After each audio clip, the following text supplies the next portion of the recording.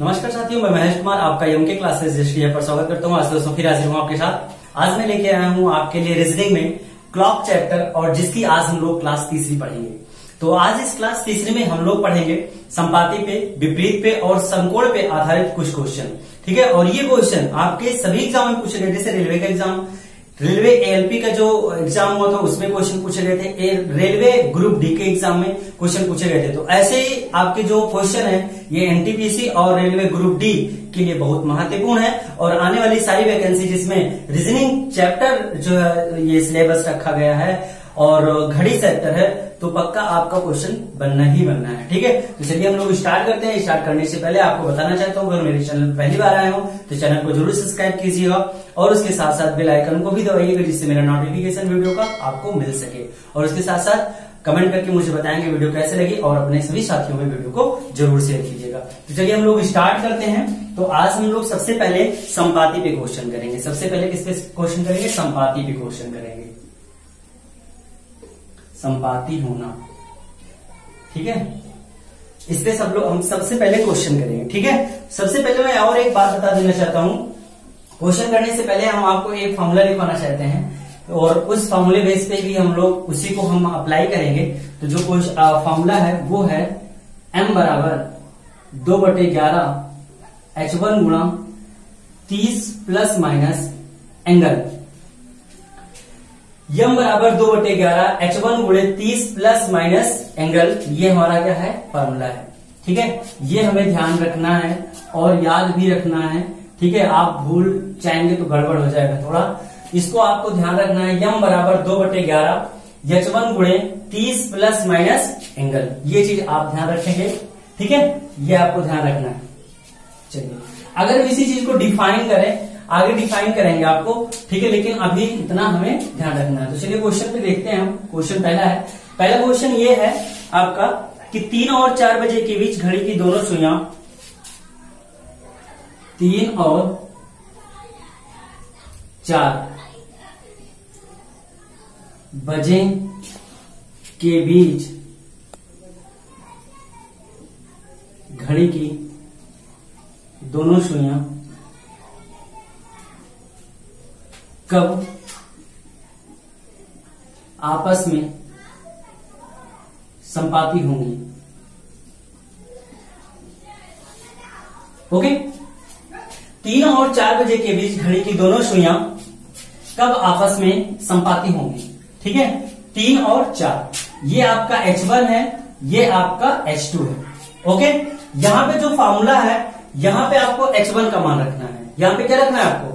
H1 का मान रखना है। ये हो जाएगा आपका m बराबर 2/11। H1 का मान कितना है आपका? 3 गुणा 30 प्लस माइनस।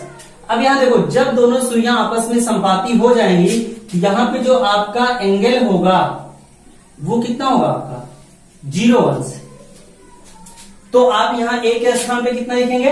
0। a के स्थान पे कितना लिखेंगे आप? 0 लिखेंगे, तो 0 अंश हो जाएगा। तो ये बताओ, ये चीज आपका प्लस माइनस से कोई इश्यू बनता है? नहीं।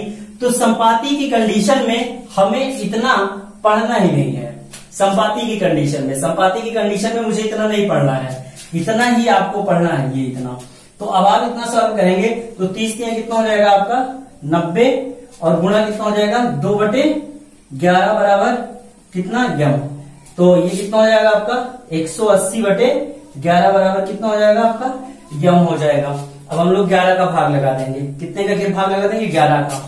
तो 180 में जब आप 11 का भाग लगाओगे तो 11 एक कम 11, यहां पे कितना बचा? 7, और 11 6 का 66, कितना आ गया? 4। तो आप लिख सकते हो m बराबर लिख सकते हो 16 सही 4/11 मिनट। ठीक है, 16 सही 4/11 मिनट, ये m का मान ही है। ठीक है, अब आपका जो पूरा आंसर बनेगा, पूरा आंसर क्या बनेगा? लिखेंगे आप 3 बजकर 16 सही 4/11 मिनट पर घड़ी की दोनों सुइयां आपस में संपाती हो जाएंगी। ठीक है, कितना? 3 बजकर 16 सही 3 बजकर 16 सही 4/11 मिनट पर घड़ी की दोनों सुइयां आपस में संपाती हो जाएंगी। ओके, समझ में आया होगा। ये ऐसे क्वेश्चन पूछे गए हैं। ये क्वेश्चन आपका ऐसे ही रेलवे में क्वेश्चन पूछा गया है, रेलवे में, ठीक है, एसएससी में भी पूछा गया क्वेश्चन, ठीक है। इस तरह से क्वेश्चन पूछा ही जाता है, ठीक है। तो आप ध्यान रखेंगे, इसको आप नोट कर लेंगे। ये संपाती पे क्वेश्चन था। क्लियर, डाउट तो नहीं ना? गर्मी बहुत ज्यादा है आज, ठीक है। चलिए अगला क्वेश्चन कराते हैं आपको, इसको मिटा रहा हूं मैं।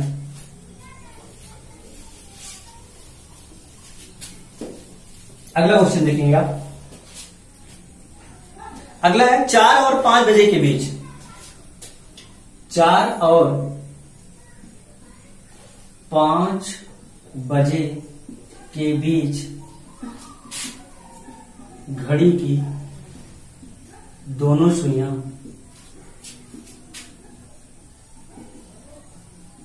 कब संपाती होंगी? अब देखो क्वेश्चन दूसरा है।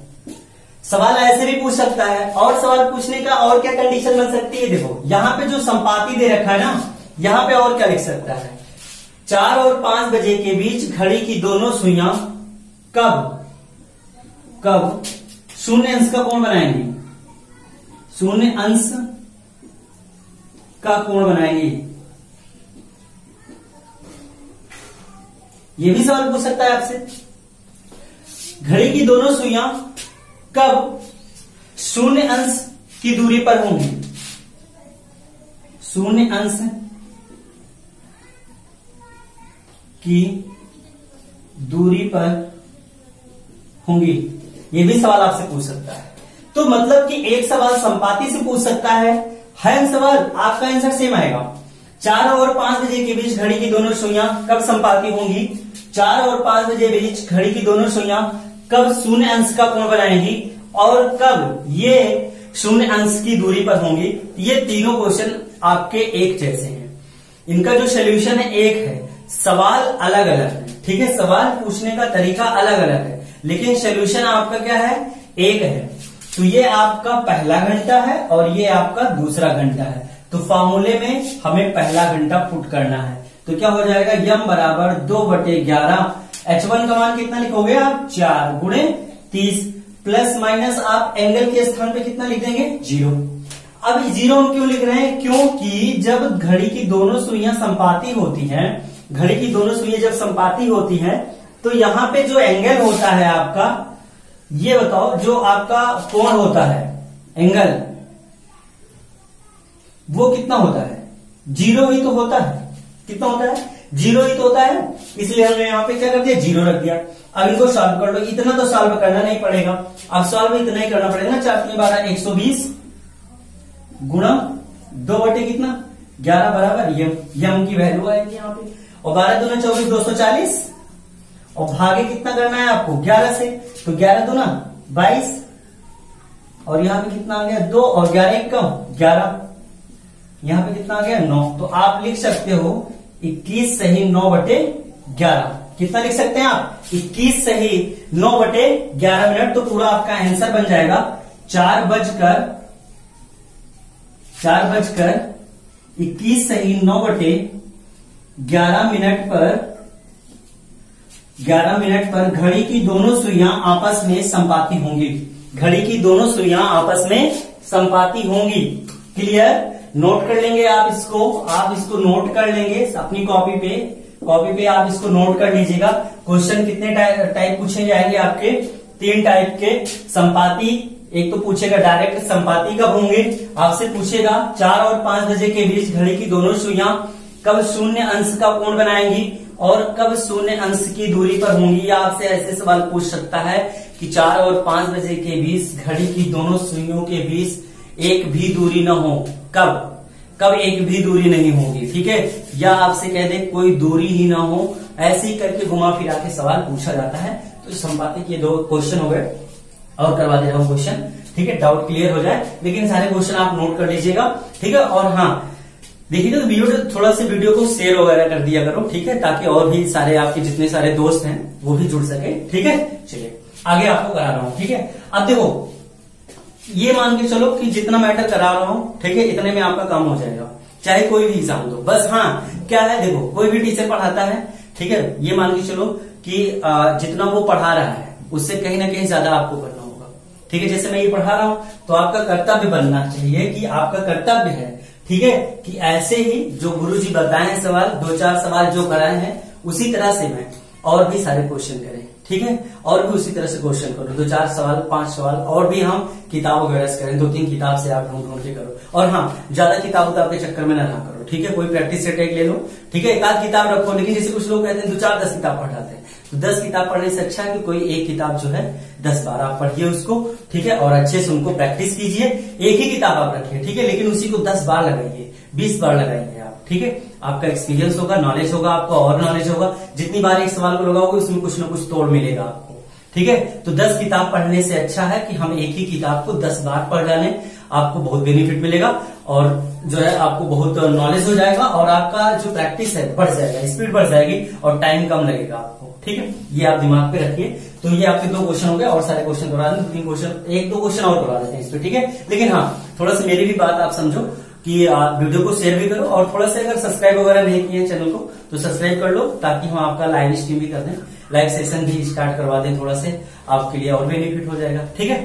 तो कोशिश कीजिए आप थोड़ा से, मैं भी आपके लिए प्रयास ही कर रहा हूं, ठीक है। तो चलिए ठीक है, आगे बढ़ते हैं। चलो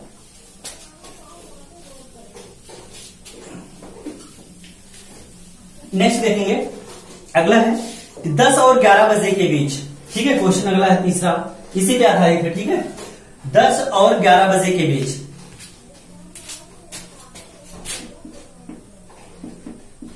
10 और 11 बजे के बीच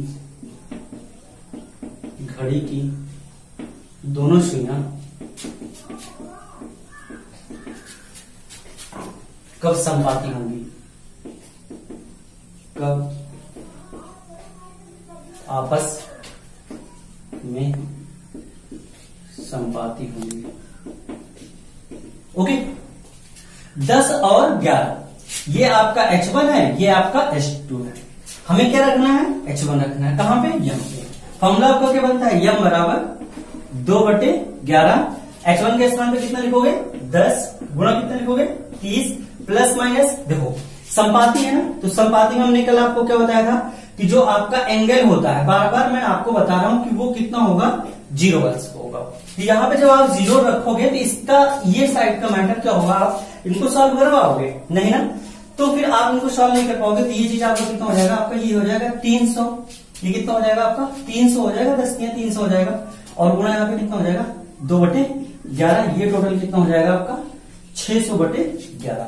जब 600/11 हो जाएगा तो आप इसको कितना कर सकते हो, 600 में आप भाग लगाओगे किससे, 11 से, 11 बचे 55, यहां पे आपका 5 आ जाएगा, ये 0 और 11 चौको 44,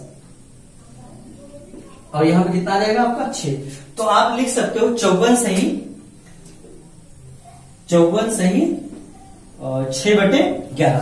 आप क्या लिख सकते हो, 54 सही 6/11 मिनट लिख सकते हो, 11 मिनट। और यहां पे आपको लिखना पड़ेगा 10 बजकर, ठीक है, 10 बजकर, पूरा आंसर आपको लिखना पड़ेगा 10 बजकर 54 सही 6/11। और विकल्प भी ऐसे दिए रहते हैं ना, तो आप ये दोनों चीजें चेक कर लिया करो। 6 4 10 के बराबर है, 6 4 जैसे 10 के बराबर होगा वही आंसर सही होगा। कहीं कहीं पे विकल्प दे देगा 54 सही 7/11, तो 7 4 11 हो, ये विकल्प नहीं सही होगा, ठीक है। जहां पे यहाँ पे ये वाला पहला अंक, ये दूसरा वाला अंक और ये 6 ऊपर वाला, इन दोनों को जोड़ के 10 के बराबर होना चाहिए, वही हमारा आंसर सही होगा, ठीक है। इस तरह से आपका ये क्लियर, डाउट तो नहीं ना किसी को। ओके, यहां पे देखो, फिर से देख लो आप, ये इतना सॉल्व करोगे कितना हो जाएगा, 30 का गुणा 10 पे तो 300 हो जाएगा, और ये 2/11 का गुणा मैंने करा दिया, ठीक है। तो 300 और दोनों कितना हो जाएगा 600 बटे कितना हो जाएगा आपका 11, और बने 11 का भाग 11 बचे 55, और यहाँ पे कितना बचा 5, और ये जीरो उतार लिए, 11 चौको 44, 6 बच गया। तो 54 सही कितना हो जाएगा, 54 सही देखो, 54 सही 6/11 मैंने लिखा ना, तो 10 बजकर 54 सही 6/11 आपका क्या बन जाएगा, आंसर बन जाएगा। यही तो आंसर आपका आना है ना। चलो 54 सही 6/11 आपका क्या हो जाएगा, करेक्ट आंसर हो जाएगा। क्लियर। तो आपके ये संपाती के ऐसे क्वेश्चन हो गए, बहुत सारे क्वेश्चन बनते हैं, एक अपवाद छोड़ के, ठीक है। अपवाद देख लेंगे, देखिएगा ध्यान से। ठीक है, ये क्लियर हो गया ना सभी का? ओके, देखो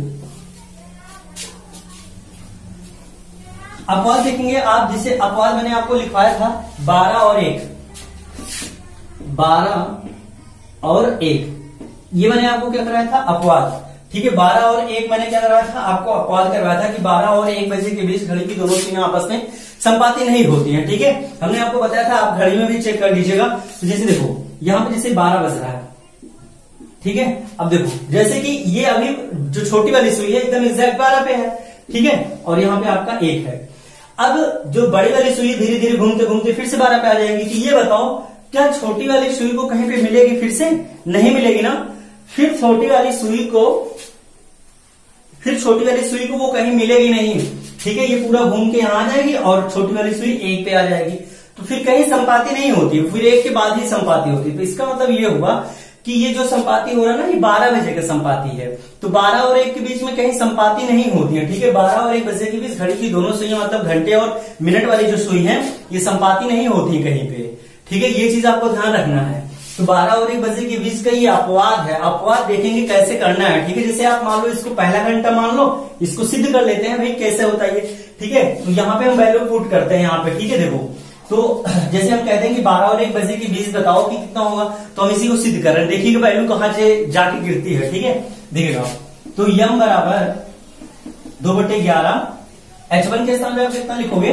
12 गुणा 30, और यहाँ पे देखो प्लस माइनस 0 लिख देंगे। इसका कोई इश्यू तो है नहीं, क्लियर, यहाँ पे तो कोई इश्यू बन नहीं रहा है इसका। ठीक है, तो चलो अब आप देखो 12 3 36, 360 गुणा 2 कितना 11 बराबर कितना m के, और ये 36 दूनो 72, 720/11 बराबर किसके? यम के।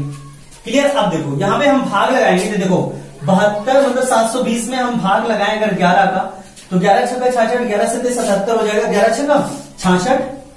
तो यहाँ पे ये 12 में से 6 गए, 6 आ गया, यहाँ पे कट जाएगा ये, और ये 0 और 11 बचे 55। देख लो यहाँ पे 55। अब आप इसको लिख सकते हो 65 सही 5/11 मिनट।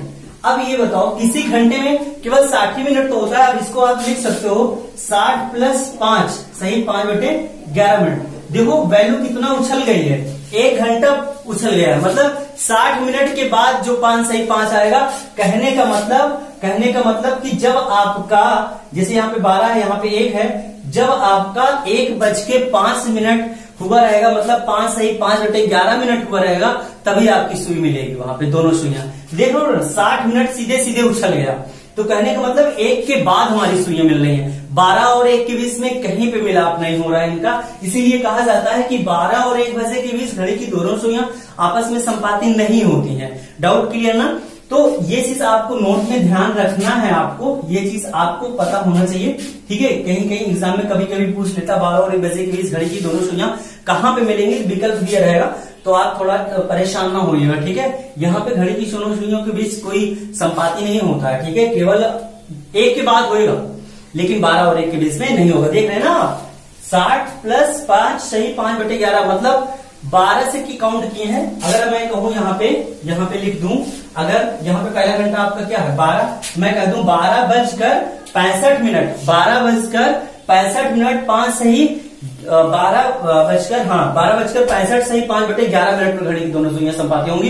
इसका मतलब 12 बजे में 60 मिनट और जोड़ देते 1 हो जाएगा। 1 बजे में 5 सही 5/11 जोड़ेंगे तो 1:05 सही 5/11 मिनट पर घड़ी की दोनों सुइयां आपस में क्या होंगी? संपाती होंगी। ये थोड़ा सा क्या था आपका अपवाद था, आप इसको देख लेंगे। ठीक है, क्लियर? डाउट तो नहीं ना किसी को? अगर किसी को डाउट हो तो प्लीज कमेंट में मुझे बताया करो, और मैं फिर से उस पर अप्लाई कर दूंगा आपको, सॉरी रिप्लाई कर दूंगा। ठीक है, रिप्लाई दे दूंगा आपको, जो भी डाउट रहेगा आपको हम करा देंगे। ठीक है, तो ये हो गया आपका संपाती का क्वेश्चन। ठीक है, संपाती के जितने भी सारे क्वेश्चन थे, लगभग जो भी सवाल बनता है मैंने आपको बताया। ठीक है, और ऐसे ही क्वेश्चन आपके बनते हैं। और एक चीज और ध्यान दें, और मैं बता दे रहा हूं, इसी में इसको थोड़ा सा मिटा के हम आपको एक बात क्लियर करते हैं।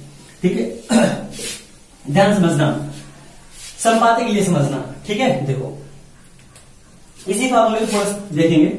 यम बराबर 2/11 H1 गुणा 30 ± 0 होता है। तो जब संपाती की कंडीशन होती है, संपाती की, तो यहाँ पे इतना हम थोड़ा ना सॉल्व करते हैं, अभी तक आपने ये चीज आपने सॉल्व किया। तो अगर अब इसको देखो तो ये गुणा हम करा दें इसमें, तो ये कितना हो जाएगा आपका 60/11 गुणे H1, ये हुआ। हम इतने भी सॉल्व कर सकते हैं वैल्यू को, ठीक है, इतना भी आप रख सकते हो। किसके लिए? विशेष करके संपाति के लिए, विशेष करके संपाति के लिए। और हम आपको विपरीत के लिए और समकोण के लिए कुछ एक स्पेशल रूल बताएंगे आपको, कुछ स्पेशल रूल बताएंगे जो आपको फॉर्मूले की कोई जरूरत नहीं होगी, फॉर्मूला पे हमें रखने का कोई इश्यू नहीं बनेगा, फॉर्मूले से भी बताएंगे आपको। जो मैं स्पेशल रूल बता रहा हूं उसके अकॉर्डिंग भी बताऊंगा, बहुत अच्छा रूल है, ठीक है। तो आज मैं इतना ही रखता हूं, आप इतना कॉपी पर अपने लिख लीजिएगा, ठीक है, क्योंकि थोड़ा सा गर्मी ज्यादा है इसलिए आज मैं इतना, नहीं तो सोच रहा था कि विपरीत और समकोण के खत्म कर देते, तो थोड़ा सा इन दोनों को एक साथ करवा देंगे। आप ये संपाति वाला कर ही लिए, तो आप इसको नोट कर लीजिएगा और ऐसे ही क्वेश्चन आप अपने बुक से कीजिएगा। और जो सवाल नहीं आता आप उसको टाइप करके कमेंट बॉक्स में डाल देना, मैं उसका जरूर रिप्लाई करूंगा आपको, ठीक है। और नहीं समझ में आएगा तो विपरीत और समकोण के साथ उस क्वेश्चन को मैं लेके, ठीक है, आपको करा दूंगा, ठीक है। तो मैं आज इतना ही रखूंगा, ठीक है। अब इतना आप कर लीजिएगा और इसके साथ साथ अगर अभी तक भी वीडियो शेयर नहीं किया अपने साथियों में और सब्सक्राइब नहीं किया तो प्लीज सब्सक्राइब भी कर लीजिए और अपने सभी साथियों में वीडियो को शेयर भी कर दीजिए। तो आज मैं फिर इतना ही रखता हूँ, अपना ध्यान रखिएगा। जय हिंद, जय भारत।